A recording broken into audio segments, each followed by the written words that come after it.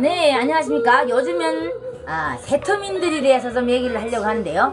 탈북민들이 요즘에는 많은 한국 세상에 살면서 누구나 세계가 원하는 인재가 되고 싶어 하면서 꿈같은 이야기들을 이번에는 좀 이야기를 하려고 합니다.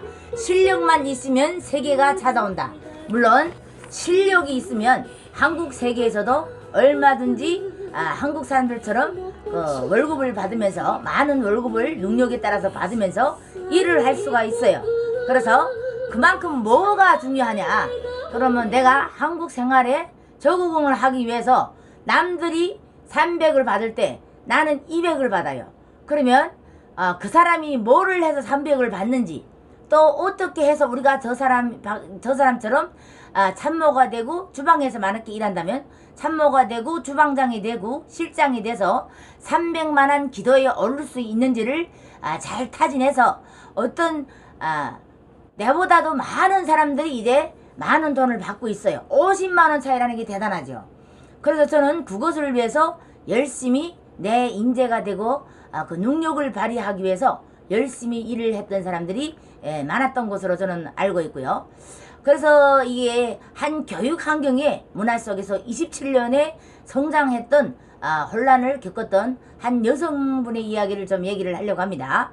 그래서 내성적이고 또 남들 앞에 나서기를 꺼리는 성격이라고 했는데요.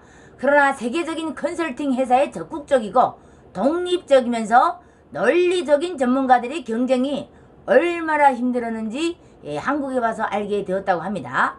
그래서 저와 비슷한 문제를 경험한 분들이 많을 거라고 하면서 이 한국 인재들이 21세기를 이끌어갈 경쟁력이 분명히 있다는 것, 없는 게 아니라 개발되지 못한 거라고 이분 말하고 있고요.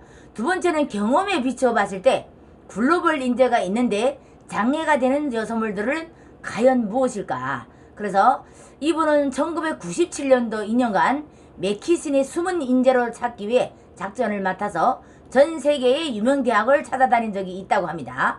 그래서 고학력 지원자가 정말 많았고요. 하지만 나뿐만 아니라 한국 학생들도 면접에 맥킨시 컨설팅들을 공통적으로 하는 말이 그들은 문제 해결 능력이 없다는 것이었어요. 그래서 다들 똑똑하고 성실한데 장의력이 부족하고 자발적인 사고가 약했기 때문에 위에서 시키는 대로 순응하는 경향에 강했다고 하는데요. 저는 10년 동안 직장 생활하면서 깨달은 것은 남들에게 보여주기 위한 실력과 문제에 부닥치면서 스스로 헤쳐나가는 실력이가 큰 차이가 있다는 점을 깨달았고요. 학창시절엔 도시락 2개를 싸들고 새벽까지 독서실에서 공부만 했다고 합니다. 그런데 그렇게 등수와 점수에 매달리면서 얻은 게 실력이라는 것이 실제 상황에 던져졌을 때 무용지물이었다는 거죠. 그래서 이력서와 토를 점수만을 손에 쥔 우선적인 상황의 우등생들은 아무 소용이 없다는 뜻입니다. 그래서 상황 속에서 뛰어들어서 스스로 문제를 헤쳐나가고 그 과정을 즐길 줄 알 때 그 장애를 극복하고 성공할 수 있는 그런 아름다운 결과를 이끌어낼 줄 아는 맥가이더 같은 인재만이 환영받을 수 있다는 거 명심하시기를 바라면서, 세 번째는 그런 능력을 갖추기 위해서는 어떻게 해야 되는지. 여러분들이 대학생들이 많은데요. 특히 한국에 여러분들은 그 능력을 갖추기 위해서 뭐 어떻게 노력을 해본 적이 있어요? 물론 많겠지요. 대학분들은 내가 어떻게 하면 어떤 상태에서 어떻게 해서 이제 그 회사에서 살아남을 수 있는지, 회사는 특히 다른 기회보다 많은 경쟁력이 많다고 저는 듣고 있어요. 그래서 어학 수학도 좋지만 외국에 나가서 영어를 공부하는 것, 글로벌 경쟁력을 갖추는 것이 생각이 현실적이지 못하다는 겁니다. 목표에 대한 정확한 이해 없이 무조건 쏟아부은 투자는 생산적인 결과를 얻지 못하기 때문에 힘들고요. 문제 해결 능력을 키우기 위한 좋은 방법 한 가지를 알려드리려고 합니다. 직장이나 학교에서 흔히 일어난 상황을 주제로 주위나 친구나 동료들에게 함께 나눈 아이디어를 짜내고 논쟁을 해보는 두뇌 근육 운동을 권장합니다. 그래서 감정적인 대화가 아닌 내가 주장하는 논리를 체계적으로 설명하면서 상대방이 설득하는 연습인데요. 지금 결국 세계 시장에서 더 좋은 것을 유창한 영어 실력보다 체계적인 작어와 논리적인 표현까지 하면서 아주 지금 번창해 나가는 것을 볼 수 있습니다. 그러면 30, 40대 인재로 거듭나기 위해서 아직은 우리가 늦을까? 제 생각에는 30, 40대로 볼 때 가장 중요한 그야말로 젊음의 도약기라고 말할 수 있고요. 직장 생활을 하나의 스트림으로 본다면 크게 4단계로 나누어 볼 수 있습니다. 그래서 잠재력을 시험하는 시기, 그리고 실력을 쌓는 시기, 지금까지 경험과 지식을 모아서 목표를 함께 질주하는 시기, 그리고 수학의 시기라고 말할 수 있겠습니다. 그래서 여기서 실력을 쌓고 목표를 향하기 때문에 이게 3, 40분들이 가장 중요한 것은 그 시기에 필요한 기술과 지식을 놓치지 말고 이제 어때요? 제때로 준비를 해야 된다는 거죠. 눈앞의 목표의 경쟁적인 이유로 단가적인 목표에 급급하다 보면 필수적인 요소를 그냥 지나치게 되는 경우도 많다고 합니다. 그래서 이분이 기억에 남는 인재가 있다가 하면 소개해 준다고 하는데요. 자기들이 일뿐만 아니라 삶도 잘 경영하는 사람들이 가장 인상에 남는다고 합니다. 그래서 변화와 도전을 끊임없이 요구하는 세상 속에서 자기 원칙을 가지고 일과 삶의 균형을 유지한다는 것은 쉽지 않은 일이죠. 물론 쉽지는 않습니다. 하지만 이게 윤경희 부의장님은 일과 삶의 균형을 이루기 일부러 조용한 시간을 갖는다고 합니다. 정스럽이 돌아치는 출장 스케줄과 끊임없이 이어가는 휴대폰 전화의 소음부터 벗어나 자신을 돌아다보는데 시간을 투자하는 그녀의 말이 인상적이었는데요.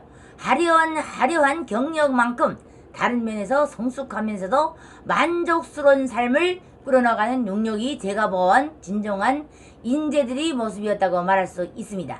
그러면 진정한 성공이란 무엇이라고 생각하세요, 여러분들은?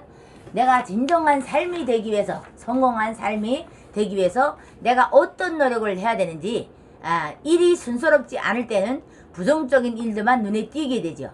그럴 때 불평을 하기 시작하면 나쁜 면만 이제 눈앞에 붙이면서 더욱 안 좋게 보입니다. 그래서 제가 이제 좀 우울해하면서도 난감이 항상 있는 이야기를 있는데요.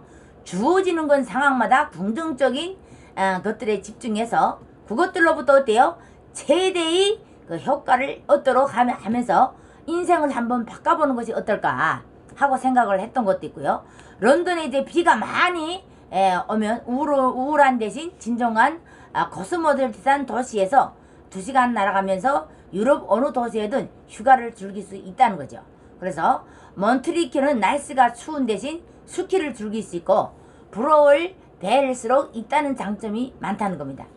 긍정적인 사고로 내가 얻을 수 있는 것에 집중해서 최고의 결과를 내는 사람과 부정적인 안목으로 이제 불평만을 쏟아내면서 모든 것을 놓치는 사람 사이에는 딱 하나의 차이가 있어요. 바로 그것이 무엇일까요? 마음가짐이라고 말할 수 있겠습니다. 바로 마음가짐. 자세를 가지고 사느냐의 것인데요. 과연 그것밖에 얻어지는 것이 아니라 바로 내 안에서 얻어지는 것이라고 말할 수 있습니다. 이만큼 내가 실력이 있는 성공인들을 따라하기 위해서 내가 실력이 있으면 세계가 찾아온다는 이 세터민의 일상을 보면서 여러분들도 내가 도전할 만한데 도전을 해봐야 된다. 과연 내가 좋아하는 것이 무엇이고 또 좋아하지 않는 또 다른 뭐가 있다는 것을 명심하고요. 내가 좋아하는 일을 함으로써 해서 세계 경쟁사회 또 글로벌 사회에서 이겨내는 방법까지 자세하게 썼는데요. 이분을 따라 배우면서 탈북민들도 열심히 배우면서 내가 이제 세계 글로벌 시장에 나갈 수 있는 인재로 만들기 위해서 열심히 노력하시면 될 것 같습니다. 통일방송의 김영금이었고요. 구독과 좋아요를 눌러주시기를 바랍니다.